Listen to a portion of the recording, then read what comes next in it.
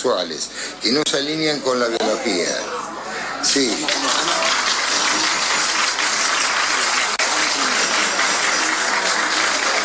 Son inventos subjetivos que carecen... Un minutito, señor ministro, discúlpeme. Yo, la verdad que le agradezco que haya venido, su deber informarnos, y la verdad que estábamos consternadas, queríamos tener información. Pero usted, una cosa son sus opiniones personales y otra cosa es la ley. Usted es ministro de Justicia, usted está obligado a respetar las leyes del Estado argentino, no importa lo que usted piense. Por supuesto. Lo que importa es que usted estudie, y queremos que estudie, respete, venga a este Congreso y respete todos los derechos que están, simplemente porque me parece que es una falta de respeto a todos los diputados acá. Gracias. Bueno. ¿Esa es la diputada Carrizo? Carla Carrizo, politóloga, intentamos hablar con ella, el jefe de prensa de ella, que no me acuerdo el nombre, me dijo que era imposible, pero vamos a intentarlo por otro costado, siempre tenemos otra puerta.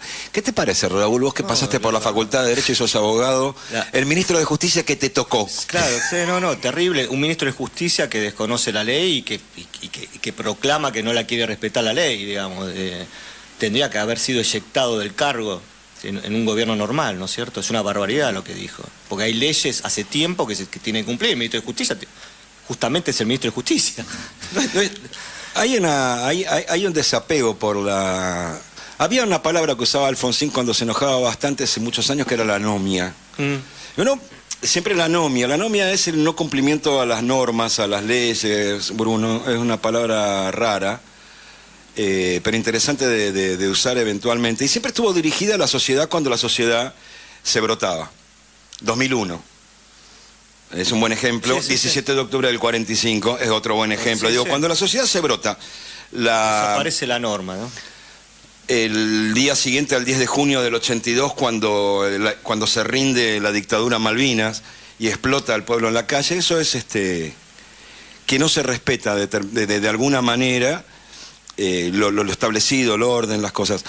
Lo que no tiene mucho sentido, porque te lleva a la dictadura. Cuando los gobernantes no respetan las leyes.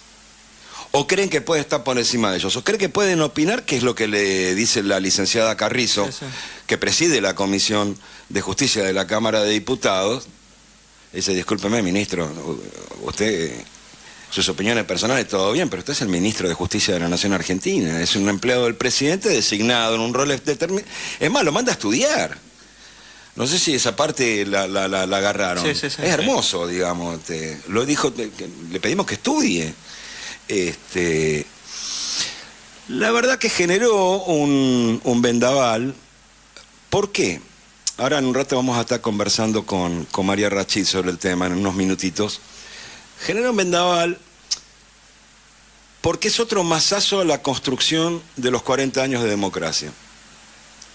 No es chiste cuando este gobierno o este presidente agarra y te dice los últimos 70 años, los últimos 100 años, los últimos 80, los últimos 40, los últimos 20, dependiendo para qué tema, eligen un lugar del almanaque donde pararse y decirte todo esto está en revisión, todo esto es mentira, todo esto es una porquería, todo esto es...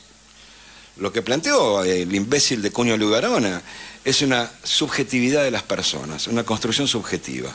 Hay leyes en la Argentina. Hay una ley de identidad de género incluso que la promulgó Alberto Fernández en el mandato anterior. Hay leyes de documentos que fue promulgada y puesta en práctica en tiempos de Cristina Fernández de Kirchner, ¿es verdad? Sí, año 2011, la ley de identidad de género. Claro. Y año 2010, ley de matrimonio igualitario. Claro. Entonces tenés una secuencia, está la ley antidiscriminatoria, si querés, digo, en tiempos de Raúl Alfonsín, y después cuando se crea ni nadie, en tiempos después de la Constitución del 94, ¿voy bien? Digo, se fue haciendo toda una construcción, y va a ser como la quinta vez que hablamos de lo que es la discriminación o la acción positiva, porque las sociedades tienden a no respetar al distinto y incluso a erigirse en un lugar en el que le dicen cómo tiene que vivir. Miren, la contracara de este modelo es la condición humana, lo venimos diciendo desde que llegaron, y algunos lo decimos desde cuando aparecieron a hinchar las pelotas hace 2 años atrás en el Congreso, el actual presidente y vicepresidenta. La vida es para tratar de ser feliz. O por lo menos para que no te caguen a golpes todos los días. Si el derecho de una persona a poder estar en una sociedad en un pie relativo de igualdad con el resto requiere una ley, hay que dar esa ley. No se construyó la asistencia a los electrodependientes pensando en los números, sino porque había una persona, una familia, alguien que requería de eso, como se construyó el banco de prótesis. Podemos ir a cualquier lado de la historia argentina, son avances. Es cuando el sentido de la vida, el correcto sentido de la vida, el respeto por el otro, prima en el interés general. Obviamente, si vos pensás cuál es el porcentaje de electrodependientes de la Argentina, y hemos hablado acá con un par de mujeres que activan en ese tema no hace muchos meses en algún programa. Es mínimo. Sí, sí. Pero tienen un derecho. Sí, cabe recordar que la ley de identidad de género va sobre la población de mujeres trans, mujeres y hombres trans, una población que tiene 35 años de vida, algo que se viene repitiendo hace un montón de tiempo. Esa es la reparación que se hace con la ley de identidad de género. Que estas mujeres tengan su documento correspondiente al género que eligieron, a la identidad que eligieron. Hay que tener cuidado con estos tipos porque el camino es el mismo en todos. Es el presidente cuando demoniza a la izquierda, cuando demoniza a todos los que no piensan con él, hasta los keynesianos, después vamos a hablar de eso un poquito. Ahora el ministro de Justicia, lo cual es peligrosísimo. En algún momento habrá que revisar lo que fue el juicio de Nuremberg cuando se juzgó la corte del Tercer Reich.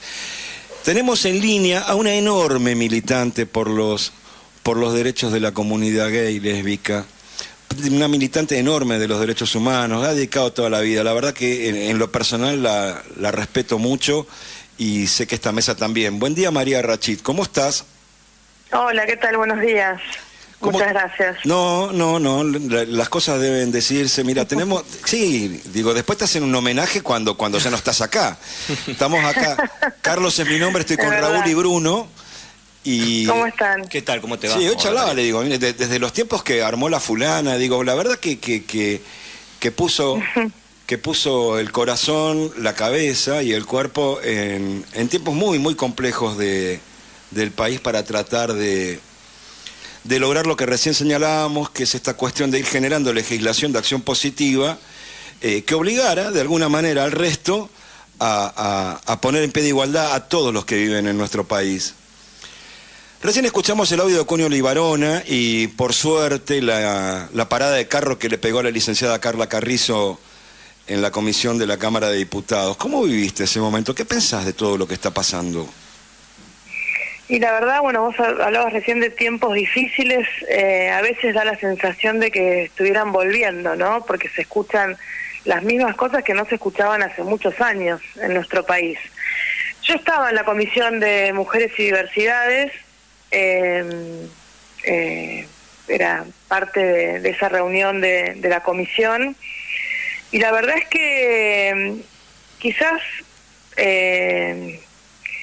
inexplicablemente nos sorprendió a muchas de las personas que estábamos ahí, ¿no? Por eso quizás no hubo la reacción que quizás no existió esa reacción que tendría que haber sucedido, porque creo que la cuota de sorpresa que nos dio que pusiera en palabras tan claras lo que piensan y lo que vienen haciendo en todos estos meses, en definitiva, ¿no? Por eso digo, nos sorprendió, pero es raro que nos haya sorprendido, porque el cierre del INADI, el cierre del Ministerio de Mujeres, Géneros y Diversidades, las expresiones de muchos funcionarios con discursos de odio hacia la diversidad, deberían haber anunciado esta posición política expresa por parte del gobierno. Pero como hace mucho que no escuchábamos algo así por parte de un funcionario tan importante como un ministro de Justicia, en la Cámara de Diputados, además, la verdad es que fue un golpe, un baldazo de agua fría para muchas de las personas presentes.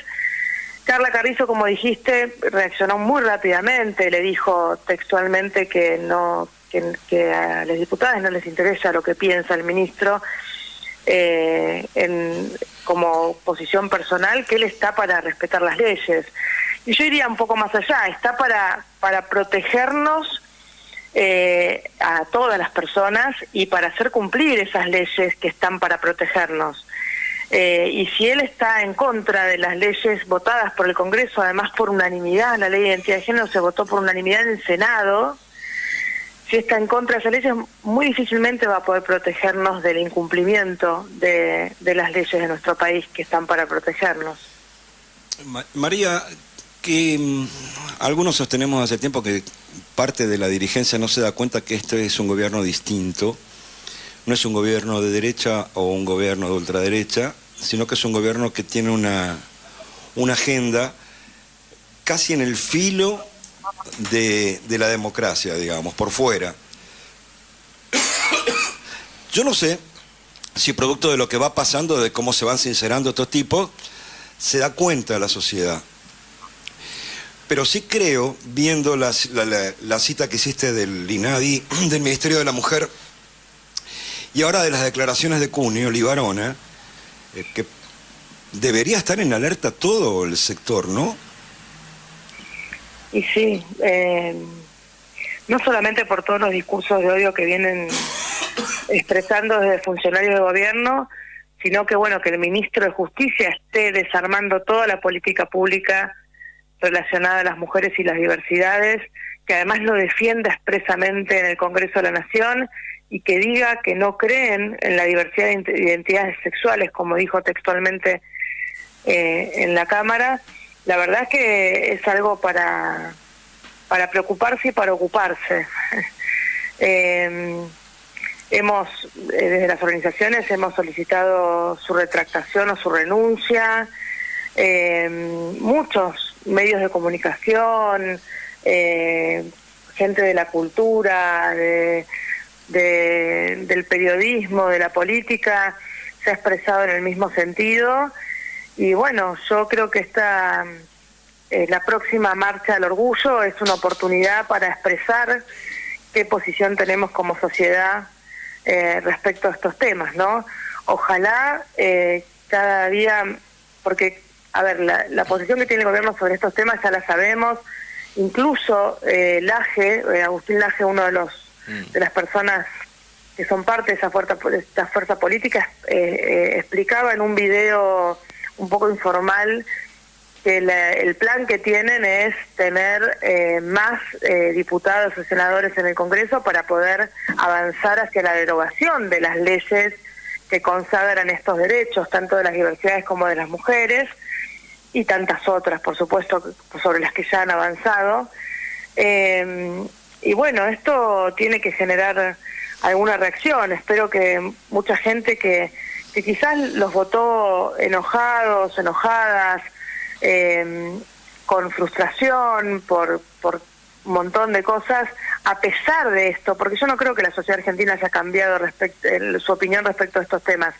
Creo que votaron a pesar de la opinión sobre estos temas y bueno, y al ver que ellos avanzan con estas decisiones, con estas posiciones, con esta destrucción de toda la política pública, y avanzan en posiciones que van en contra de los derechos que tenemos como trabajadores, como personas de la diversidad, como mujeres, como migrantes, como, bueno, todas las diversidades, creo que la sociedad por lo menos va a cambiar de opinión y por lo menos en las próximas elecciones vamos a defender todo eso que logramos como sociedad en este país, ¿no? Que son todos los derechos que nos han puesto además a la vanguardia del mundo en materia de reconocimiento de derechos, y que yo creo que la sociedad argentina se siente muy orgullosa de estar en esa vanguardia producto de nuestra política de derechos humanos y reconocimiento de derechos de la diversidad de las mujeres. Por lo tanto, creo que lo tenemos que defender en las próximas elecciones. María, vos sabés que recién hablabas de la marcha del orgullo de este año, no está. Vos sabés que una de las cosas que por edad te puedo decir esto, extrañas de nuestra sociedad, es que se les dijo a los jóvenes para estas elecciones, se les viene diciendo desde siempre a los más jóvenes, miren que los derechos no salieron de un repollo, no bajaron de un plato volador, se obtuvieron con mucha lucha, con mucha gente que hubo que ir a buscar a comisarías, con mucha pelea. no sé, te puedo llevar a vos al túnel del tiempo y recordar incluso a lo que era el inefable Gustavo Vélez cuando era ministro del Interior de Menem, que también un obtuso importante.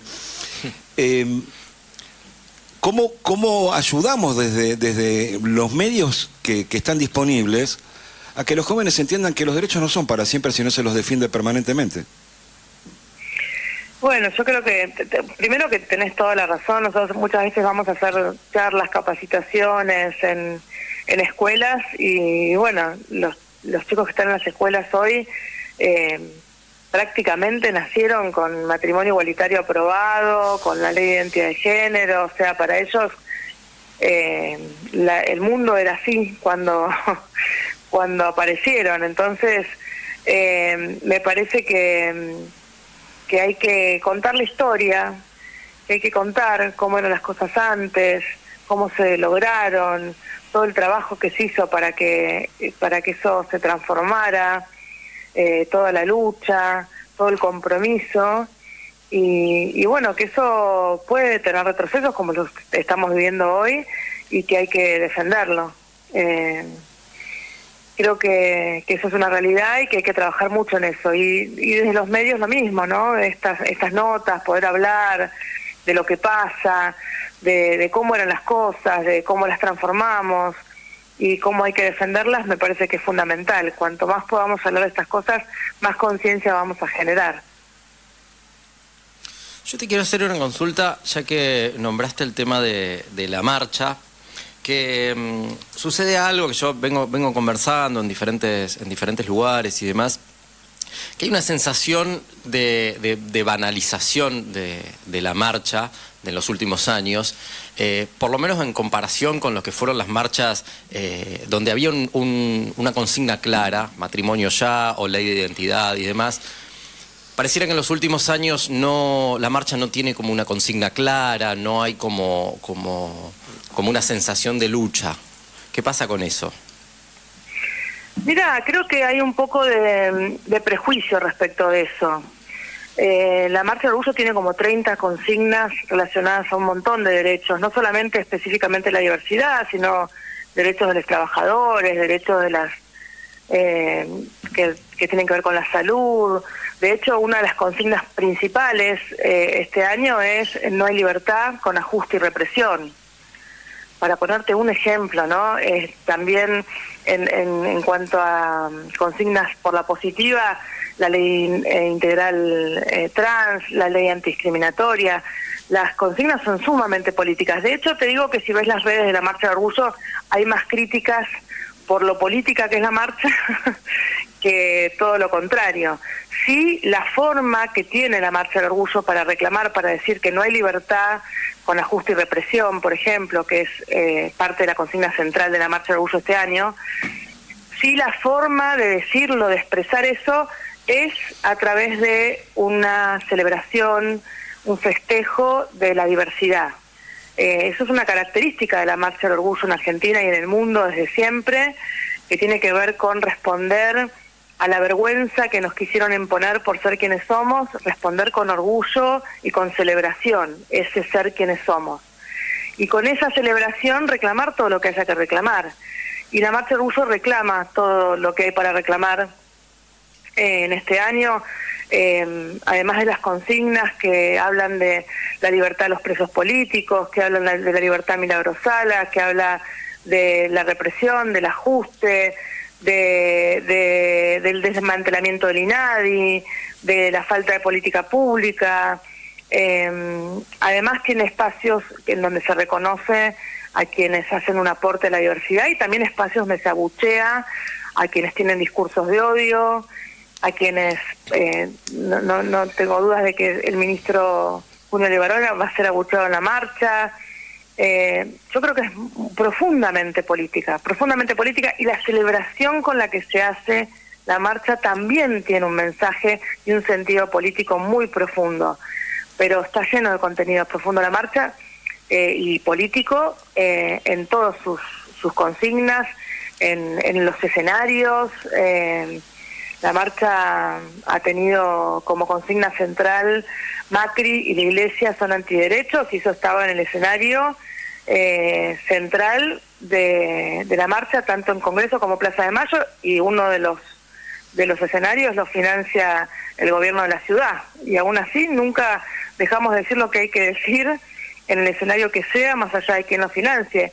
Hay empresas, están los gobiernos presentes, no va a estar el gobierno de Javier Milei, por supuesto, por decisión propia del gobierno de Javier Milei, y además porque sería un contrasentido con todo lo que decimos en la marcha, pero más allá de eso, la Comisión Nacional de Marcha de Orgullo siempre dice todo lo que tiene que decir, y eso se ve en las consignas, que te digo, cada vez nos da un poco de gracia que las consignas de la marcha son como interminables. Hay un montón de consignas que tratamos de poner en el discurso general, tratamos de poner en las redes sociales para que todo el mundo las conozca, pero son un montón, y bueno, por supuesto todos los años se elige una como consigna central, y este año tiene que ver con el sentido de libertad. ¿Qué es libertad? El ajuste no es libertad, la vulneración de derechos no es libertad, los discursos de odio no son libertad, y ese es el mensaje central de la marcha. Creo que es profundamente político. María, ¿cómo te va? Raúl Varela te saluda, ¿qué tal? ¿Qué tal? Te quería hacer una consulta que por ahí es, digamos, es más para un análisis psicológico, sociológico, etcétera, pero hay algo que no logro entender, es ¿por qué molesta el matrimonio igualitario a esta gente? ¿Qué es lo que tiene en la cabeza esta gente para condenar todo esto cuando a ellos directamente no los afecta? Digamos, ¿por qué se enfrentan contra las posibilidades de que la mujer avance dentro de la sociedad, sea protegida, etcétera? ¿Qué es lo que ellos tienen en la cabeza que ven como algo negativo todo esto? No sé si entendés lo que te quiero preguntar. Sí, yo creo que tiene que ver con algo mucho más general, que no tiene que ver solo con la diversidad, que creo que tiene que ver con la cultura del privilegio, con esto que está muy impregnado en la cultura de necesitar vivir con determinados privilegios que sean excluyentes de uno y que no tengan otros. Y creo que hay personas muy aferradas a esa posición en la vida, y tan aferradas que lo llevan a cualquier ámbito. Y entonces lo llevan al ámbito del amor, lo llevan al ámbito de la sexualidad, lo llevan al ámbito... Mi forma es la mejor, y mi forma es la que tiene que tener determinados derechos, que debe excluir a otros de esos derechos. Está presente en muchos ámbitos de la vida de nuestra cultura, y estas personas también lo llevan al amor y a la sexualidad. Es el tener exclusividad y privilegios respecto al acceso de determinados derechos, ¿no? Que el matrimonio sea para estos que sentimos así, que pensamos así, que conformamos nuestra familia de esta manera. Ustedes tengan otra cosa, distinta, menor. Creo que tiene que ver con eso, es una cuestión cultural que nos afecta en la vida en todo. Este es uno de tantos aspectos. Sí, clarísimo. María, vos tenés 2 hijos, ¿no? Un hijo y una sobrija, le decimos. Un hijo de 4 años que tenemos con mi compañera, sí. Y tenemos una hija de unas amigas, muy amigas, que decimos que es nuestra sobrija. Perfecto. Y no, me corrí para ahí para la última reflexión que te quería escuchar. ¿Qué estás sintiendo vos con lo que está pasando? Olvídate ahora de los roles de las últimas décadas, de toda tu vida, desde que eras una niña hasta hoy. ¿Qué estás sintiendo con este embate? Vos que construiste una familia a partir de la perseverancia, de la convicción, apoyada en leyes y demás. ¿Cómo lo estás? ¿Qué te está pasando? Bueno, te diría que en primer lugar, mucho dolor. Porque, como decías al principio, nos costó muchos años, mucho sacrificio, mucho trabajo, mucho compromiso, mucho dejar de lado un montón de cosas personales para poder transformar todo lo que transformamos en todos estos años. Para poder construir un INADI. Cuando nosotros entramos al INADI, digo nosotros como militantes, ¿no? La federación, la fulana que mencionabas hoy. Cuando entramos al INADI era una oficinita de 33 personas en la ciudad de Buenos Aires, que recibía muy poquitas denuncias porque poca gente lo conocía, y la verdad es que para qué una persona en Salta va a denunciar a una oficina en Buenos Aires que no va a intervenir en nada y que algún día le va a dar un papel que diga algo respecto a su situación, con suerte, porque muchas denuncias ni tenían respuestas. Construimos un INADI, como dice el ministro, de 400 personas, que a mí yo celebro que hayan sido, lamentablemente las están despidiendo ahora, por 400 personas, porque las situaciones de discriminación en el país son muchísimas y son en todas las ciudades y pueblos del país, y el INADI tiene que estar presente en todo el país dando respuestas. Y no es un dictamen del INADI solamente, que algunas personas dicen, bueno, no es vinculante, no sirve para nada. El INADI intervenía en las situaciones de discriminación. Si vos llamabas, trataban de llamar a la empresa donde te discriminaron, tratar de intervenir, hacer una mediación, solucionar, explicar, generar conciencia. Por supuesto que hubo gestiones mejores que otras, por supuesto que hubo gestiones muy malas en donde el INADI no funcionó, pero que algo no funcione, la solución no es destruirlo, la solución es mejorarlo. Y haber construido todo eso durante todos estos años, haber dotado de personal idóneo al INADI para dar respuesta a esas situaciones, haberlo hecho crecer, haber tenido la consigna durante muchos años de un Ministerio de Mujeres, Géneros y Diversidades que no funcionó como queríamos que funcione, pero que logramos que exista y que teníamos la esperanza de que en algún momento funcione mejor, que hayan destruido todo eso, que nos hayan dejado sin lugar para la denuncia, porque la ley antidiscriminatoria, la única solución que te da, además de la que teníamos del INADI, es un juicio patrimonial carísimo. Tenés que pagar abogados, tenés que pagar una tasa judicial que es un porcentaje de lo que pedís en el juicio, tenés que pagar las costas si perdés el juicio, que esto quiere decir pagás al abogado de la otra parte, pagás las tasas judiciales por haber perdido. Bueno, un juicio carísimo al que nadie accede, muy pocas personas. A veces escuchamos a algún famoso que dice, lo denuncié por discriminación, pero hay gente que tiene plata y que puede pagar todo eso. Las personas que viven discriminación en su vida cotidiana no pueden acceder a todo eso por una situación de discriminación. El INADI estaba para eso. Que hayan destruido todo eso que construimos durante todos estos años, que quieran destruir todo lo que falta, ¿no? Que quieran derogar matrimonio igualitario, que quieran derogar la ley de identidad de género, que tengamos una ley de identidad de género maravillosa que nos pone a la vanguardia del mundo y que quieren copiar en muchos países del mundo y que nos llaman para preguntarnos sobre la ley, que quieran que el ministro de Justicia, que es el que tiene que hacerla cumplir, diga que rechaza lo que esa ley consagra. Primero, digo, es muy doloroso. Pero sabemos que así como lo construimos, lo vamos a poder volver a construir. Y por otro lado, te diría que la otra palabra que se me ocurre es preocupación. Preocupación por la familia, por lo que esto genera en un sector de la sociedad que estaba como quizás más en minoría, menos avalado, menos legitimado, y que hoy ese sector minoritario, en mi opinión, pero que existe, se encuentra legitimado, se encuentra avalado y que se encuentra liberado para agredir, para decir barbaridades, para